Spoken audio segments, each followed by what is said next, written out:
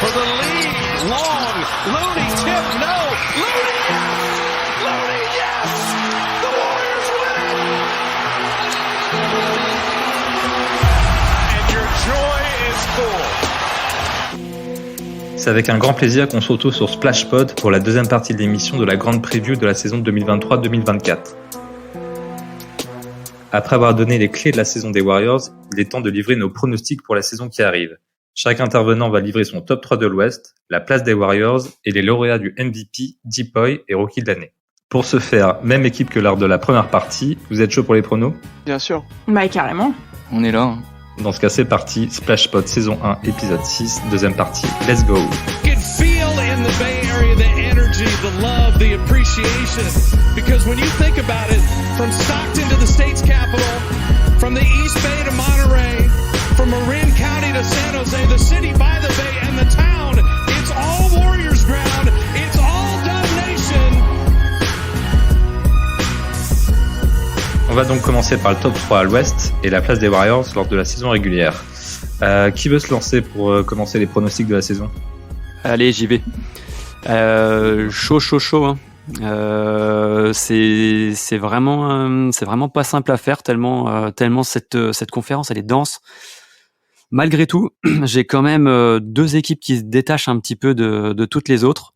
Alors moi, je vois bien le champion en titre être encore là et être encore fort. Donc je verrais bien dans mon top 3 les Nuggets être en numéro 1. Derrière, gros outsider avec les Suns qui en saison régulière, à mon sens, vont envoyer du lourd quand même. Et pour terminer sur le top 3, là c'était un peu plus le casse-tête.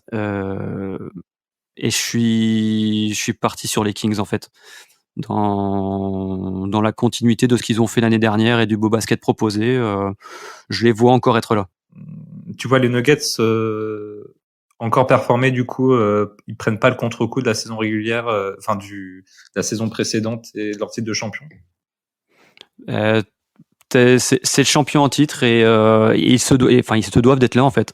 Je les vois encore assez forts de toute façon avec ils ont un axe 1-5 qui est quand même assez redoutable. Je trouve que c'est très très bien coaché aussi. Et puis leur 5 n'a pas bougé quoi. Ils ont le même 5 et puis derrière en rotation, ils ont quelques joueurs qui sont partis mais ils ont toujours Christian Brown et puis comme tu as dit le coaching. Et tu mets où les Warriors du coup ? Alors moi, les Warriors, je les mets à la 5e position. Dans la partie où ça va être vraiment hyper serré, là, ça va être la jungle. Donc objectif principal, ça, je pense qu'on sera tous d'accord là-dessus. Il faut faire top 6 absolument. Et je nous vois arriver à la 5e place, mais bon, ça va être tellement serré que si on arrive à gratter la 4e place, ça sera tant mieux. Mais je nous ai positionné ici, ouais. Ok, donc objectif top 6 pour les Warriors pour toi. Ouais, pour moi, ça c'est vraiment la base, l'objectif. On doit faire top 6. Et après, si on arrive à faire top 4, je trouverais ça génial. Et du coup, c'est pour ça, je nous vois dans cette fourchette-là, mais allez, il a fallu trancher à un moment donné et je suis parti sur la 5e place. Ok, on note tout ça. Mathilde, est-ce que tu as le même trio ? Non, mais alors par contre, j'ai le même 1 et 2. Donc je suis d'accord sur les Nuggets qui continuent, il y a trop de continuité, ils sont trop forts, je pense que ça va dérouler en régulière. Et j'ai aussi les Suns en 2, malgré que je ne crois pas en cette équipe en play-off, mais je pense qu'en régulière, ils vont gagner beaucoup de matchs. Et par contre, j'ai pas le même 3e. Moi, alors je pense que je suis toujours très optimiste sur cette équipe et à chaque fois, ils se plantent, mais j'ai quand même mis les Clippers en 3 mois. On les met chaque année. Hein. Ouais, exact, c'est ça. Moi, je les mettais même premiers l'année dernière, tu vois. Mais je me dis qu'à un moment donné, ils vont bien finir par avoir leurs joueurs dispo et que ça va finir par marcher, peut-être. Donc voilà, j'ai mis les Clippers en 3 et j'ai mis les Warriors en 4, moi. Donc vous avez mon 1, 2, 3, 4. Les Clippers, ils vont récupérer Harden, donc ils seront encore plus injouables. C'est vrai que c'est compliqué. Et en même temps, quand je les ai mis, j'ai grincé des dents, mais je me dis qu'à un moment, ils vont avoir leur saison où ça marche. Si tu te dis que les deux, ils jouent 65 matchs, voilà. Et ouais, moi, je vois les Warriors arriver à percer ce top 4, là, faire la première série de playoffs à domicile. Et vu qui j'ai mis en 5, ça serait pas facile, mais voilà. Ok, donc ça ressemble pas mal à celui de Thomas. Ouais, les Clippers, complètement. ce qu'on peut ajouter, c'est que c'est un peu difficile à jauger vu qu'ils sont assez chauds sur Harden. Donc on sait pas ce qu'ils vont envoyer, on sait pas encore Tout à si ça va fait. bouger. Après, ils sont chauds, mais ils veulent pas augmenter leur offre. Ce sera que du Robert Covington, Marcus Morris. Enfin, ce sera pas des joueurs majeurs de. Enfin, ça reste des bons joueurs de rotation, mais je veux dire, c'est pas des joueurs qui sont dans leur top 6, top 7 de rotation. Il y a pas Terrence Mann qui peuvent envoyer? Enfin, oui, voilà, il y a peut-être Terrence Mann qui fera le voyage inverse, mais c'est que lui qui peut vraiment partir dans les joueurs du top 8 de rotation, quoi. Après, les Clippers, si quelqu'un les met en play-in, je trouve pas ça choquant non plus, en fait. Vu le Far West que c'est. Ils sont très durs à placer. Et vu l'historique de blessures, c'est compliqué. clair. Martin, on va te laisser enchaîner. Eh ben, moi, je vais partir un peu sur la même ligne avec. J'ai mis aussi les Nuggets premiers parce que dans cette conférence de fou, c'est vraiment la jungle et c'est dur de vraiment établir un classement précis. Mais du coup, je suis reparti sur le champion en titre parce que voilà, continuité, le même 5. Voilà, donc les Nuggets en première place et puis les Suns en deuxième place parce que bon, je suis pas ultra convaincu par leur profondeur, mais 3 méga stars offensives comme Booker, Bill et Kevin Durant, il y en aura toujours au moins une des 3 sur le terrain. Donc ça va assurer on va dire un niveau de scoring énorme. Donc je les vois bien en deuxième position. Et puis ma troisième place, c'est notre bête noire de l'année dernière, c'est ceux qui nous ont sortis. Je vois les Lakers en 3 parce que ils ont fini sur vraiment un boulet de canon la saison. Et puis ils sont fait plutôt une bonne free agency. Je trouve qu'ils ont plutôt apporté des profils intéressants. Donc pour moi, une free agency qui permet d'améliorer un peu le roster et une fin de saison dernière solide, je les place dans le top 3. Voilà, je sais pas si vous voulez réagir juste sur le top 3 avant que je bascule sur mon pronostic Warriors. Mais, sur les Lakers, j'ai bien aimé leur off-season là. Ouais. Austin Reeves qui prolonge un tarot qui est correct. C'est raisonnable. Ils ajoutent Taurean Prince et Gabe Vincent. La question c'est quelle place va prendre Christian Wood. Ouais. Voilà. Mais globalement non, ça reste très cohérent et en fait ça faisait 2-3 saisons que LeBron et AD n'avaient pas eu un même effectif plus ou moins de la saison à l'autre. Bah voilà, après c'est ça, hein. C'est la santé, hein, mais c'est un peu pareil pour pour nous. C'est pas bête ton chrono Clippers, parce qu'en plus AD il joue 82 matchs cette saison donc. Voilà, donc c'est bon. Voilà. Okay. Et les Warriors dans tout ça? Eh ben les Warriors, comme Mathilde, je les mets sur la 4e place parce que quand même faut pas déconner. Hein. On va quand même se battre pour cet avantage du terrain. Hein. On va pas attaquer le premier tour à l'extérieur. Ce serait, je pense, l'objectif à l'entrée de cette saison, c'est de au moins avoir l'avantage du terrain au premier tour. Donc ouais, je les vois bien en 4e position, mais très très serré avec la 3e, la 5e place et voilà ce qui arrive derrière. Mais ouais, 4e place. Ok, donc pour l'instant on part sur 2 4e places et une 5e place pour les Warriors. On est cohérent. Adé, est-ce que tu vas changer tout ça? Moi je suis pas un mec original. Alors, pour mon top 3 à l'ouest, j'ai nos amis les Suns. Alors je suis pas haut sur eux dans le sens où non plus je les vois pas aller au bout. Mais en fait, je pense que ils ont 3 mecs qui mettent des points en veux-tu en voilà, donc en régulière où ça joue l'attaque et je trouve a une plus grande importance. Voilà, je les vois faire une grosse saison régulière. Après, je vois les Denver Nuggets pour la continuité et je les vois juste en dessous parce qu'ils pour moi ils sont un peu affaiblis. Donc voilà. Je les vois perdre un peu plus de matchs quand même. Et je termine la course au podium par les Grizzlies. Alors je sais qu'il manque déjà pour 25 matchs. Mais on oublie qu'ils ont récupéré Marcus Smart et que pour moi, alors ils seront moins forts offensivement, c'est sûr, mais bon, ils auront quand même Marcus Smart, qui est un des meilleurs défenseurs de la ligue à son poste, et ils récupèrent aussi, on oublie le bon vieux Adams, voilà, qui manquait l'année dernière, donc. Et puis Clark aussi, Brandon Clark. Voilà, donc. Mais c'est pas tout de suite. Mais ouais, pas tout de suite. Ouais. Donc pour Adams, tu vois, et plus Smart, donc je les vois en 3e. Et je vois nos chers Warriors à la roulement de tambour, s'il vous plaît.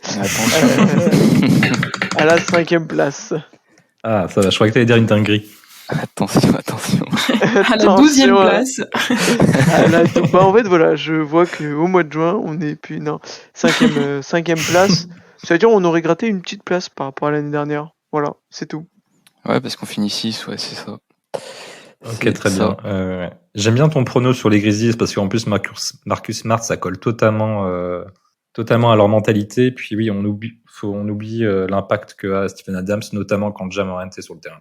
Ça colle très bien sur les écrans, etc. Ouais, en fait, de toute façon, on dit ça, hein, mais voilà, entre la 3e et je vous rappelle, et la 8e place l'année dernière, il y avait 6 victoires d'écart, donc ce qui est pas grand chose.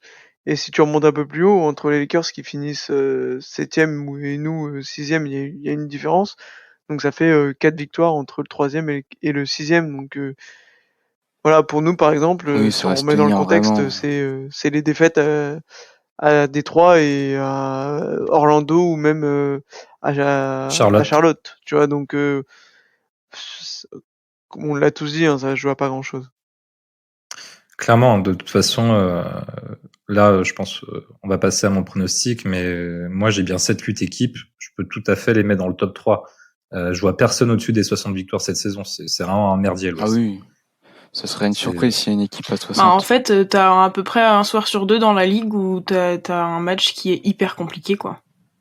Ouais, et puis même, ça s'est densifié aussi par le bas. Ouais. Dallas, Houston. Complètement. Ça s'est renforcé cette saison. T'as peu d'équipes où c'est vraiment facile à jouer, quoi. Il y aura même Utah, pas évident à jouer. Hein. Bah, Portland, même avec le gros changement, le changement d'air avec Lillard, etc. Ils ont récupéré, mais ils ont un sac majeur qui est sérieux. Ce qui est terrifiant à dire, c'est que pour moi, les matchs les plus faciles, ce sera Spurs, Jazz et Timberwolves. Oula, Martin n'est pas content. Attention, il faut quand même se méfier des petits louveteaux. Hein. Enfin, ouais, des louveteaux, oui, hein, justement. Mais... Je suis d'accord pour Spurs et Jazz, par contre. Mais ouais, Spurs, Jazz, même les Rockets, en vrai, les Rockets, quand même. Ils vont essayer d'être un peu poil à gratter, mais si l'autre Dillon Brooks joue que 5 minutes par match, ça va être compliqué. Non, mais par contre, si on galère contre les Rockets cette saison, globalement, ça va être tendu. Mais moi, je voudrais juste mettre l'accent sur aussi les forces de division. Parce que par exemple, les Nuggets, ils ont une division bien plus faible. Exactement. C'est pour ça qu'ils ont quand même plus de chances de finir premier, même si ils ont peut-être perdu un peu de profondeur dans l'effectif. Memphis, leur division n'est pas. Ah, nous, on est clairement dans la division. C'est l'horreur. All-time presque, hein, parce que quand tu vois le nombre de stars qu'il y a dans la division, c'est un enfer. Parce que la division de Memphis, c'est les Pels, Dallas, Houston et Spurs. Donc en gros, pour moi, ils ont 2 free victoires avec Houston et les Spurs. C'est pour ça que je les ai mis aussi haut aussi. Ouais, c'est vrai, c'est pas bête. Et du coup, on va finir par mon pronostic, qui va changer un peu de ce qu'on a vu depuis le début là. Parce que mon top 3 à l'ouest est composé en numéro 1, ça change pas, ça, c'est des Suns. C'est un pari un peu comme tout le monde, il y a tout qu'il y a à faire, ils ont pas de protection de cercle, ils ont pas de meneur de jeu, mais avec le trade de Ayton, ils ont récupéré un peu de profondeur, et je compte sur Frank Vogel pour amener de la rigueur défensive, et malgré que le trio soit un peu redondant sur la variété offensive, tu peux te retrouver tous les soirs avec 75 points dans la truffe tranquille, quoi, en fait. Donc c'est un pari, et puis ça libère des espaces pour les autres joueurs, même si c'est pas des joueurs incroyables, s'ils mettent leur tir ouvert. Exactement. Par contre, j'ai nos Warriors en numéro 2. Oulala. Enfin un optimiste. Ça, c'est de la take, ça. On signe où? Moi, t'émerges là en bas de la page Splashpot sur le contrat. Nickel. Mais moi, le gros point, je pense, c'est qu'on va retrouver une défense élite. On va être top 5 défensive et ça va embrayer sur tout le reste. Ah ouais, t'es optimiste sur la défense. Ah ouais, donc Draymond 35 minutes par match déjà. Non, mais pas on que justement. On refait. C'est le point qu'on a dit justement dans ta partie, Mathilde, lors de l'épisode précédent. C'est que c'est pas que avec Draymond qu'on doit avoir une défense élite. Ça, je suis bien d'accord avec toi. Ouais. On a beaucoup plus d'armes, j'ai l'impression. Et je sens vraiment l'équipe focus là-dessus. Et c'est Steve Kerr qui l'a dit en conférence de presse lors du Media Day. La priorité lors du camp d'entraînement, ce que j'ai dit aux gars, c'est qu'on doit retrouver une top 10 défense. Et je pense que ça va être impulsé là-dessus. Pour voilà. Ça, et du coup, j'allais juste rajouter que pour ça justement, tout est en train de se jouer maintenant. En fait, ça va être une histoire d'alchimie. Et ça, c'est ce que les gars sont en train de bosser maintenant pendant les camps d'entraînement. Donc, on est dans une période qui est hyper importante pour espérons tous que tu aies raison. Bah, c'est à cette période qu'on a défini notre saison l'année dernière. On a perdu le titre à ce moment-là. Exactement. Et c'est là où j'ai eu peur pour mon prono parce que j'avais déjà mis les Warriors dans le top 3. Mais quand la blessure de Draymond Green est apparue, là, je me suis dit merde. Là, au camp d'entraînement, là, ça peut contrecarrer nos plans. Et finalement, elle est pas si ouais, ça son va. absence apparemment. Puis il est hyper présent, je pense, quand même au camp, donc. Exactement. Finalement, il est sur pied pour l'opening, donc. Et pour finir, j'ai mis les Lakers. Qui sont dans la continuité de la saison passée, se sont même renforcés comme on l'a dit. J'espère juste qu'ils vont pas faire la bêtise de décaler une nouvelle fois Eddie en poste 4. Ils ont trouvé donc la pour formule, toi, les Nuggets, ils chutent beaucoup. Ouais, un poil en dessous, tu vois, ils sont 4. Ouais, mais okay, en fait, je vois juste ce qui nous est arrivé un peu l'année dernière, c'est on se lâche un peu après être devenu champion. Il y a une retombée en pression. Jokic, il va arriver en tongue, quoi.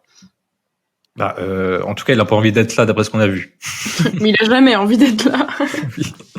Et comme AD, je trouve qu'ils se sont un peu, sur la profondeur, ils ont quand même perdu Bruce Brown et comme il s'appelle Green, qui est parti à Rockets.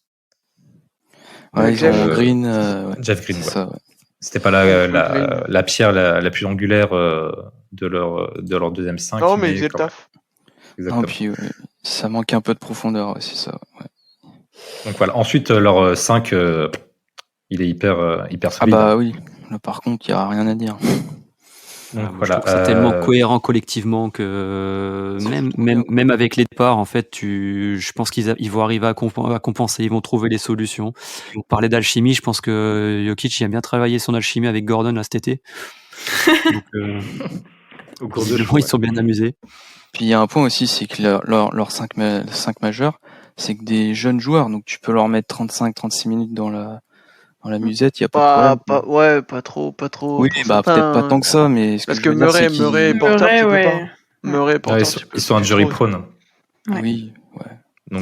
Donc voilà. Mais en gros, pour résumer, à part moi qui est assez optimiste, enfin je dirais plutôt que c'est vous qui êtes pessimiste, mais on met plutôt les Warriors sur le spot 4-5. Ouais. Bah, je pense que c'est le plus. Ça, au final, ça serait pas mal, hein, d'ailleurs. Objectif. Le 4 serait pas si mal. Hein. Carrément. Bah, en plus, moi, je réfléchissais aussi un peu. Bon, c'est un peu un scénario, et c'est un peu trop tôt. Mais quand tu te dis, en fait, finir 4, après, ça dépend chacun qui est en premier. Mais il y a des équipes qui sont plus abordables que d'autres, je pense, en play-off. Moi j'ai mis les Lakers 5, alors vraiment. Bah voilà, c'est ça aussi. Si t'es sur la route des Lakers dès le premier tour, je pense que c'est plus compliqué. Mais après, à voir. Hein. De toute façon, une saison c'est hyper long. Donc... Ouais. Parfait. En tout cas, on mettra sur les réseaux sociaux tous nos pronostics complets sur la conférence Ouest. Pardon. On va pouvoir passer aux récompenses individuelles. Alors, qui sera le MVP de la saison 2023-2024 ? Qui se lance ? Et ben, je vais partir sur un champion de sport épique, Monsieur Nikola Jokic. Le retour. Ouais, je vois le Joker cette année prendre sa revanche sur Embiid. Voilà, parce que c'est Nikola Jokic, quoi. Je pense qu'on n'a pas forcément besoin de s'étaler trop de temps sur son cas, mais ouais, Nikola Jokic c'est vraiment le mec qui fait tourner ses Nuggets. Il voit le jeu partout. C'est la pierre angulaire de l'équipe. Niveau statistique, voilà, il va encore péter je sais pas combien de triple-double dans la saison. Donc ouais, je partirais bien sur Nikola Jokic et je pense qu'il est dans pas mal de top 3 dans ceux qui font un peu leur classement de pré-saison pour le MVP. Ça paraît cohérent. On disait justement plus qu'ils avaient perdu un peu de profondeur, donc peut-être plus de minutes de jeu pour lui. En plus, ouais. On verra. Quelqu'un d'autre à notre ami Serbe en MVP? Non. Non? Ok. Qui veut proposer un autre MVP alors? Vas-y, moi je change de conférence et je vais dire le retour de Giannis MVP. Parce que je pense que les Bucks vont un peu éclater la conférence Est et que Giannis va rouler sur tout le monde comme d'habitude. Et je pense qu'il a un côté un peu revanchard aussi, lui. Ça fait un moment qu'il est plus MVP, mine de rien, et je pense que ça va être le retour cette année. On est 2 sur Giannis. Ah. Yes. Moi aussi, parce que je te rejoins là-dessus. À l'Est, en plus, il y a un écart vraiment prononcé entre le top 2 et le reste de la conférence. Ouais, carrément. Donc, typiquement, je disais qu'il n'y avait pas d'équipe à 60 victoires à l'Ouest. À l'Est, il y a je vois moyen. bien Boston et les Bucks au-dessus largement. Enfin, largement non, on n'exagère pas, mais en tout cas, avoir un vrai fossé avec le reste de la conférence. Et pour moi, Giannis, il va chercher son 3e titre de MVP. Avec le trade de Lillard, ils ont gagné un pick and roll dévastateur, mais ils ont perdu un peu en profondeur. Et du coup, Giannis, qui joue pas tant que ça de minutes, peut-être qu'il aura besoin cette saison de monter à 34-35. Et ça en fait un candidat parfait pour la MVP parce qu'il va augmenter ses stats aussi. Donc je pense vraiment qu'il a le profil parfait pour être MVP.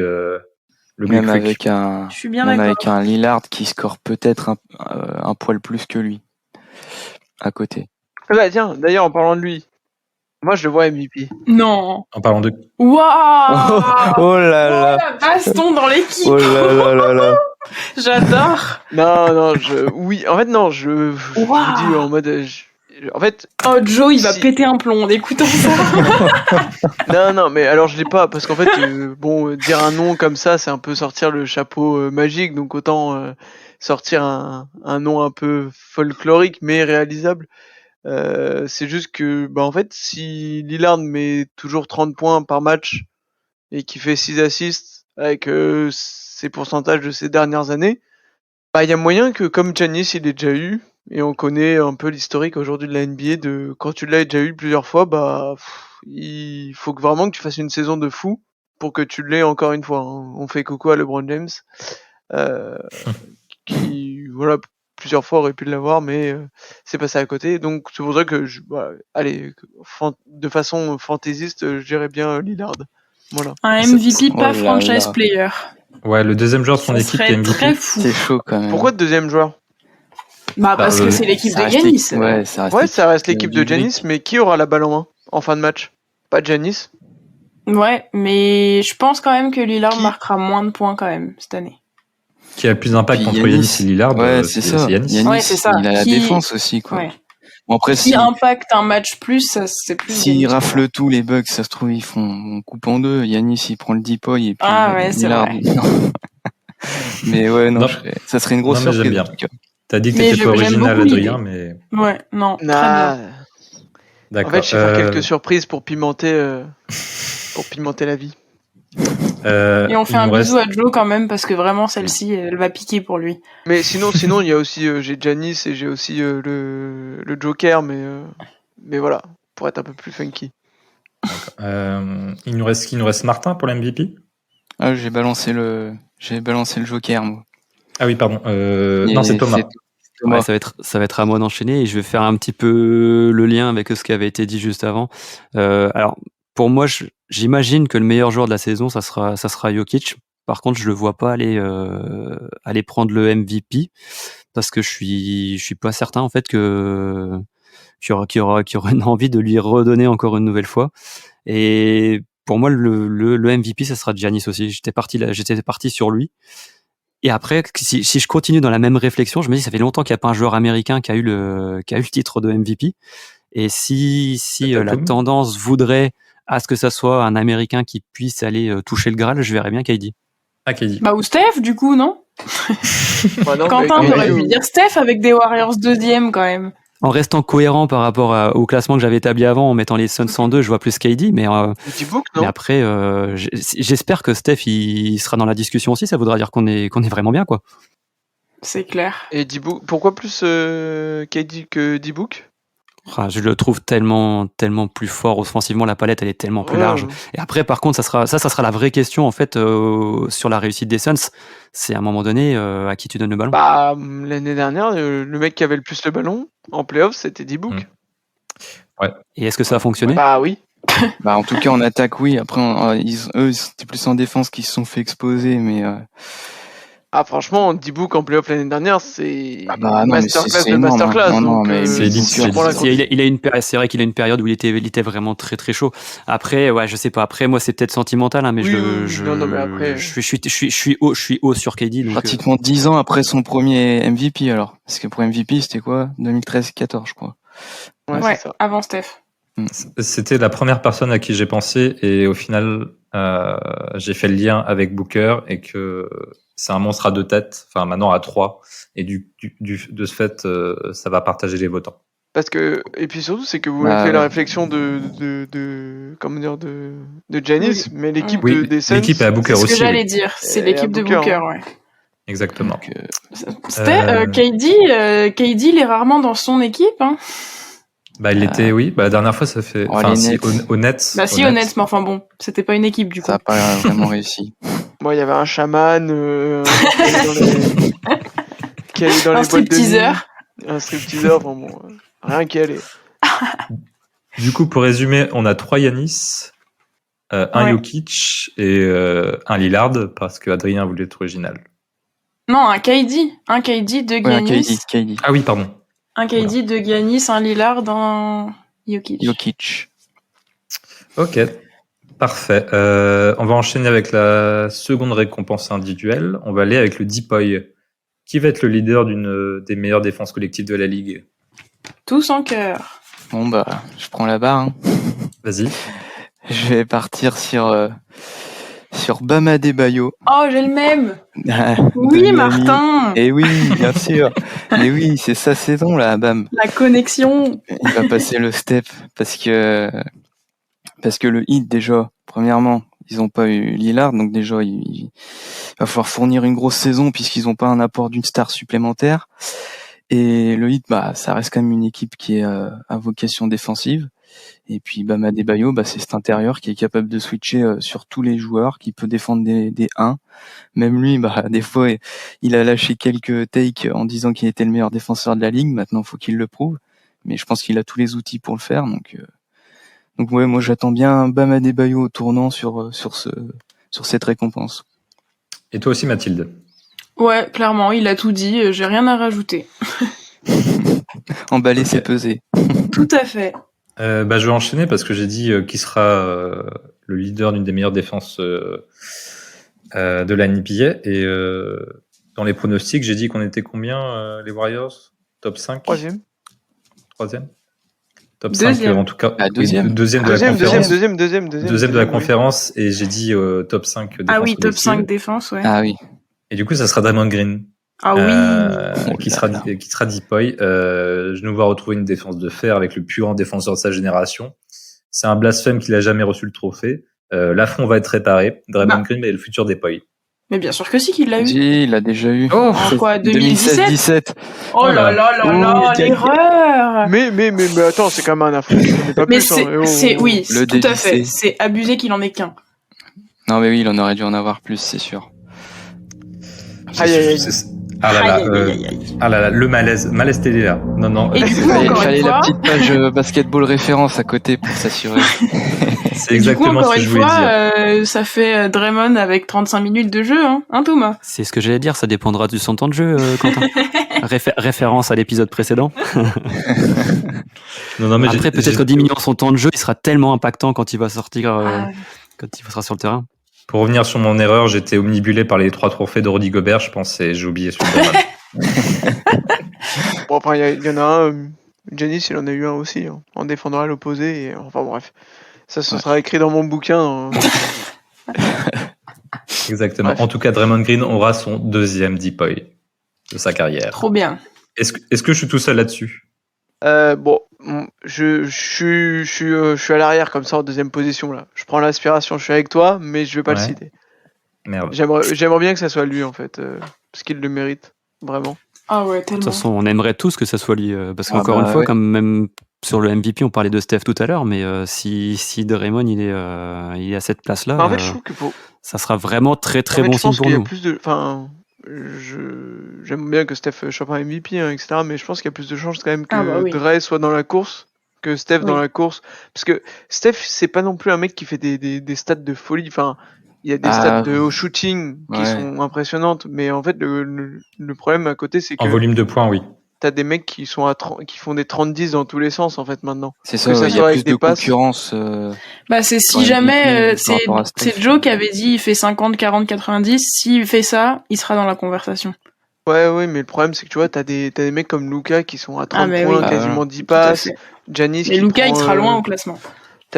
Oui, non mais après on verra. Mais il faut jouer 65 matchs aussi. Donc voilà. Mais ouais, j'aimerais bien que Dre aille choper ce DPOY.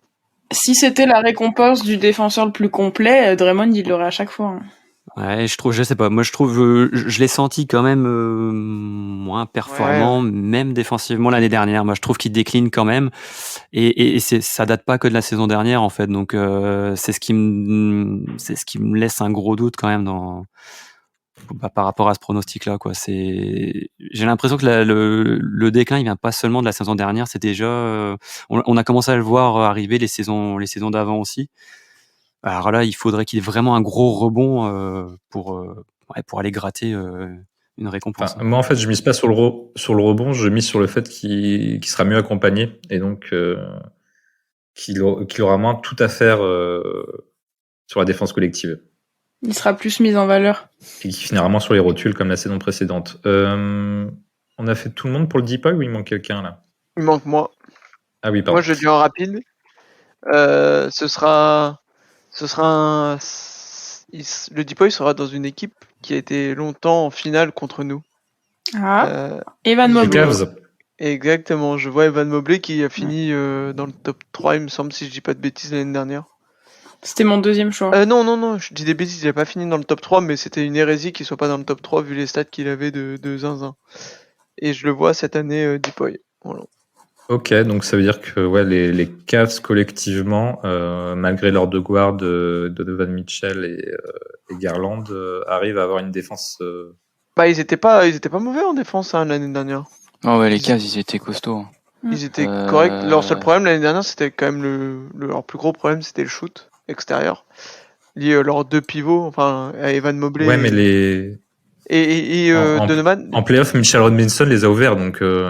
Bah oui, parce qu'en fait le problème c'est qu'ils ont été ouverts parce que ils avaient pas de shoot, donc ils mettaient pas de points. C'était pas parce qu'ils entre guillemets, tu vois ce que je veux dire, ils perdaient pas par des matchs. Ils perdaient car c'était des matchs de défense, tu vois. Puis là, on est sur des trophées de saison régulière en plus. C'est parce que les Cavs mettaient aucun shoot, surtout qu'ils ont perdu, tu vois. Le nombre de shoots ouverts qu'ils ont lopé, c'était terrible. Bon. Ok. De toute façon, il a le profil pour être défenseur de l'année. Exactement. Maintenant, tous les ans, Evan Mobley. Exactement. Et on va finir par Thomas. Ouais, moi j'étais parti sur un petit Jared Jackson Jr. Ok, back-to-back. Back-to-back. Ouais. Ouais. Bah après, tu vois, en plus il va avoir Smart en premier rideau qui va venir un petit peu rajouter un peu ce côté défensif à Memphis. Après voilà, on disait tout à l'heure que Draymond on n'a peut-être pas eu assez par rapport à l'ensemble. Il en a pas eu assez par rapport à tout ce qu'il a accompli. Ouais, ça serait. Je pense que ça serait. Ouais, je pense que lui peut aller les chercher. Back to back, ça serait beau. Ouais, ils ont les 2 derniers là, les Grizzlies en fait. Ah bah parce que, oui, dans l'équipe. Ils ont les 2 derniers DPOY. Oui, il l'a eu avec Boston. Ouais.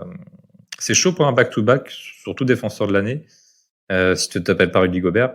Mais t'as Steven Adams qui est de retour, et ça c'est une super raquette. C'est une super raquette, les deux là. Ouais. Donc voilà. On a tous un joueur différent pour le DPOY. Généralement, de toute façon, c'est toujours plus ouvert en début de saison. Donc bien intéressant. D'ailleurs, Evan Mobley était bien dans le top 3 l'année dernière. Ah, ok. Avec Brook Lopez. Et on n'a pas deuxième. tous un joueur différent, hein, parce que les Lyonnais sont connectés encore. Hein. Ah oui, bam, Wow. la connexion. Ah oui, pardon. Oh, excusez-moi, Oui. c'est la fatigue, vraiment. Il est un peu tard, là. C'est comme Draymond Green qui a jamais eu de titre de Deepoy. On va oublier ça. Hein. Allez, on enchaîne. Pour terminer, on va se demander qui sera le rookie de l'année entre Wemby, Scoot Anderson et Chet Holmgren. Je pense qu'il y a une course de folie qui se. Il y a Podziemski dedans. Qui s'annonce. Oui, il y a Pods. Oui. Qui veut commencer? Alors, quelqu'un n'a pas Wemby? Bon, il y a combien de Wemby déjà? Moi, je suis dans le train Wemby depuis 2 ans, donc.